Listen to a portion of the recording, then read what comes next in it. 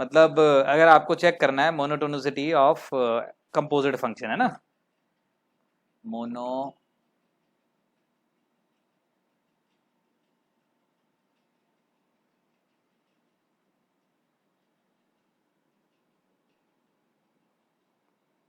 Tonicity monotonicity of the composite function, है ना।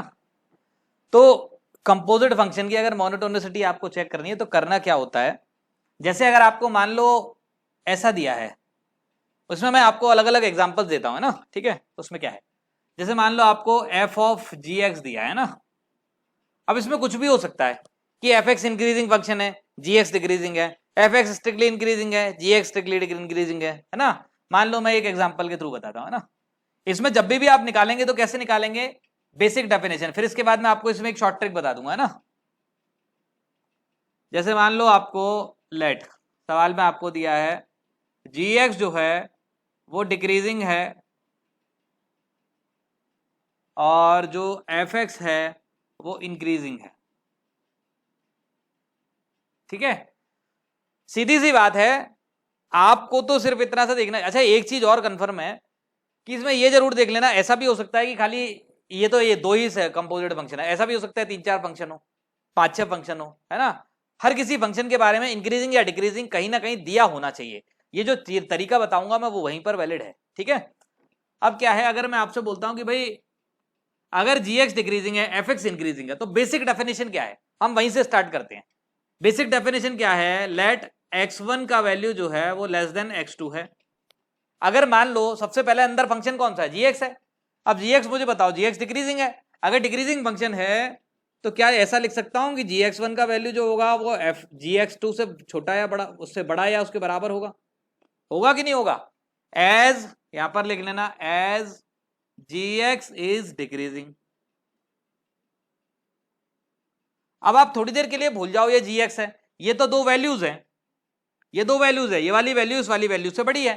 अगर एफ एक्स इंक्रीजिंग फंक्शन है, इंक्रीजिंग फंक्शन है, इंक्रीजिंग फंक्शन में क्या होता है कि अगर x1 ग्रेटर देन x2 है तो एफ एक्स वन क्या होता है, greater than equal to f x two होता है कि नहीं होता, बोलो हाँ या ना। तो यहां पर अगर मैं इससे बोलूंगा कि f of ji x one is greater than equal to f of ji x two, होगा कि नहीं होगा। अब आप मुझे बताओ, अगर मैं इस एफ ऑफ जी एक्स को एक पूरा फंक्शन मानता हूं तो अगर x1 ग्रेटर देन x2 है तो इस वाले से ये रिजल्ट निकल कर आया कि नहीं आया। अगर x1 ग्रेटर देन x2 है, मतलब x1 जो है लेस देन x2 है, तो g f of ji x one जो है f of ji x two से क्या है, बड़ा या उसके बराबर है। इनइक्वालिटी क्या हो गई, रिवर्स हो गई कि नहीं हो गई। तो ये यहां से यहां पर जो फंक्शन आता है, ये वाला जो फंक्शन होगा ये डिक्रीजिंग फंक्शन होगा कि इंक्रीजिंग होगा, बताओ जल्दी से। As F X is decreasing, और ये क्या इंप्लाई करता है, implies that F of ji x is decreasing. समझ में आया कि नहीं आया, ठीक है। अब सुनना, अब चालाकी, अब मान लो अगर कोई फंक्शन जो है, इसी में और फंक्शन लगा देता हूं, है ना। मान लो मैंने F G H I x लगा दिया, है ना, और मैंने बोल दिया जो एफ एक्स है वो इंक्रीजिंग है, जी एक्स जो है वो डिक्रीजिंग है, और एच एक्स जो है, एच जो है वो डिक्रीजिंग है, ठीक है, और आई जो है वो डिक्रीजिंग है, ठीक है। अब मुझे बताओ कि अगर ऐसा है, चारों फंक्शन ये प्रॉपर्टी सेटिस्फाई करते हैं, तो ये वाला जो फंक्शन होगा ये क्या होगा, इसके बारे में बताओ, बोलो बताओ जल्दी से। इंक्रीजिंग होगा या डिक्रीजिंग होगा,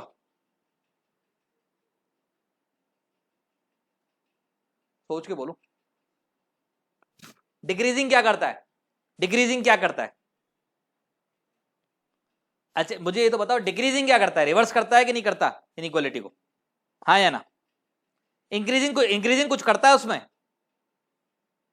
इंक्रीजिंग कुछ करता है क्या, इंक्रीजिंग तो टाइम पास करता है, ये देखो टाइम पास कर रहा है इसके आगे। मेन जो साइन चेंज होते हैं, साइन का मतलब ये भाई इनइक्वालिटी रिवर्स हो रही है, वो कितने किसकी वजह से हो रही है, डिक्रीजिंग की वजह से हो रही है। मेन जो इनइक्वालिटी चेंज हो रही है किसकी वजह से हो रही है, डिक्रीजिंग की वजह से चेंज हो रही है। अगर आपके ऑड नंबर ऑफ डिक्रीजिंग होंगे तो इनइक्वालिटी रिवर्स हो जाएगी, मतलब ओवरऑल फंक्शन जो होगा वो डिक्रीजिंग हो जाएगा।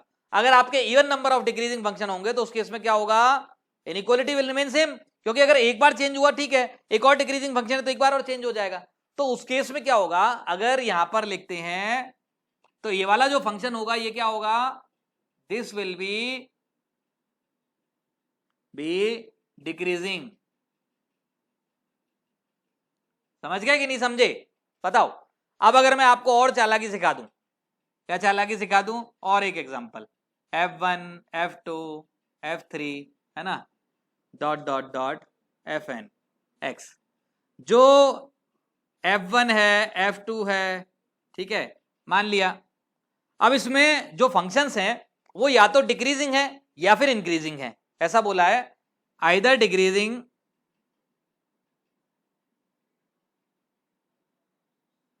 और इंक्रीजिंग, ठीक है, या तो डिक्रीजिंग फंक्शन है या फिर इंक्रीजिंग फंक्शन है।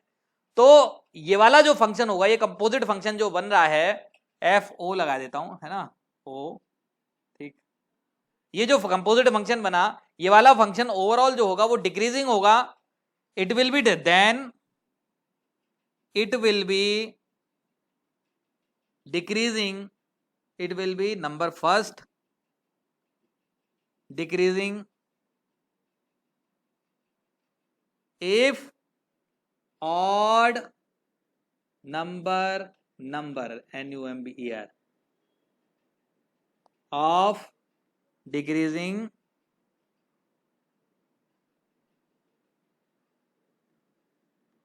ये इसको सॉल्व करने की एक शॉर्ट ट्रिक बता रहा हूं, ठीक है, ये है।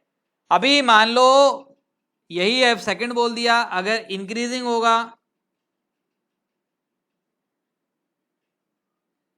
इंक्रीजिंग कब होगा, जब आपकी क्या होगा, if even number of decreasing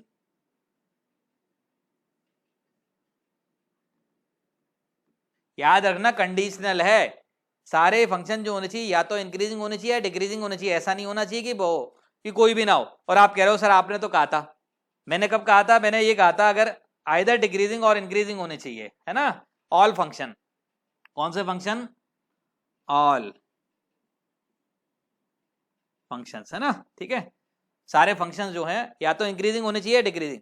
अब उसमें अगर ये जो फंक्शन है इसमें odd number of decreasing function होंगे तो ये वाला फंक्शन जो होगा कंपोजिट फंक्शन ओवरऑल डिक्रीजिंग होगा। अगर ये ऑड नंबर ऑफ फंक्शन आपके इंक्रीजिंग डिक्रीजिंग हो, मतलब even number of function decreasing होंगे तो उस केस में क्या होगा, this overall composite function will be increasing function.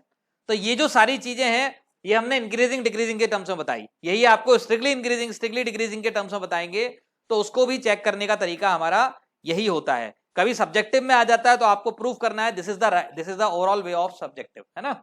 तो इस बार ये वाला जो तरीका है ये सब्जेक्टिव के लिए होता है, कोई भी सवाल आता है इसमें प्रूफ करने का यही तरीका है। ओवरऑल स्टार्टिंग यहां से करते हैं और इस वाले फंक्शन जो भी आपको फंक्शन दिया उस फंक्शन तक पहुंचते हैं, उसके बाद देखते हैं ये वाली इनइक्वालिटी से ये वाली इनइक्वालिटी क्या हुई, रिवर्स हुई या फिर क्या कहते हैं इक्वालिटी आ गया, इस वाली इनइक्वालिटी से इस वाली इनइक्वालिटी में आप कैसे पहुंचे, ठीक है, ये बीच वाले प्रोसेस नहीं, इस वाली इनइक्वालिटी से इस वाली इनइक्वालिटी में साइन चेंज है, रिवर्स है, अपोजिट है या फिर कुछ गड़बड़ हो रहा है, ठीक है, उसी के आधार पर हम बोलते हैं कि ये डिक्रीजिंग है या फिर इंक्रीजिंग है। सब्जेक्टिव तरीका ये है सॉल्व करने का, समझ गए। तो ये हमारा एक छोटा सा कॉन्सेप्ट था जो कि हमको इसमें कुछ सवालों में जरूरत पड़ती है इसकी, है ना। तो इसी चीज को अपन स्ट्रिक्टली इंक्रीजिंग में भी अप्लाई कर सकते हैं। अगर मान लो यही दोनों फंक्शन स्ट्रिक्टली इंक्रीजिंग होते, एक स्ट्रिक्टली इंक्रीजिंग होता एक स्ट्रिक्टली डिक्रीजिंग होता, तो उस केस में क्या होता है, ये वाला इक्वालिटी नहीं आता, यहां भी इक्वालिटी नहीं आता, तो उस केस में क्या हो जाता है, it will B strictly increasing, ठीक है, क्लियर है सबको। तो यहां पर ये छोटा सा अपना कॉन्सेप्ट खत्म होता है, इसे नोट डाउन कर लो, ये वाला कॉन्सेप्ट यहीं खत्म करते हैं, ओके।